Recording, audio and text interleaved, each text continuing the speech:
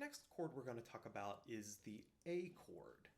Now the A chord, just like some of the other chords, we don't play the low E string.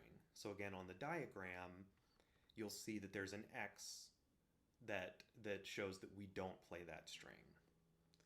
Next, we'll play an open A, and then your first finger will go on the second fret of the D string.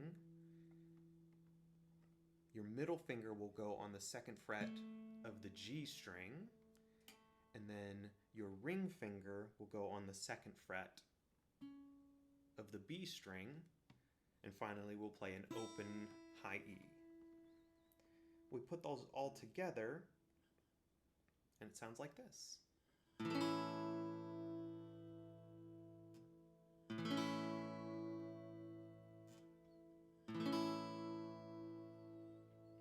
There you have it. Now, there is an alternate way that some players will play the A chord. And so you're going to fret the exact same notes, but you'll just use a slightly different fingering. So instead of starting with our index finger, that will be used, it won't be used at all. So we'll start with our middle finger on the second fret of the D string,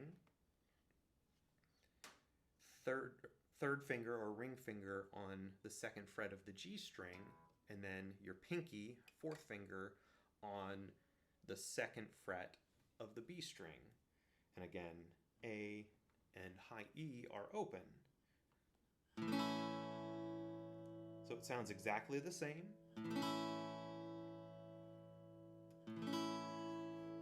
And really, it doesn't matter which version you use. You can play it like this, or you can play it like this. It's all a personal preference and what feels easier and more comfortable for you. So try them both out and see which one you like better. And once you have your favorite picked out, just go ahead and use it. We'll see you in the next video. This is the A chord.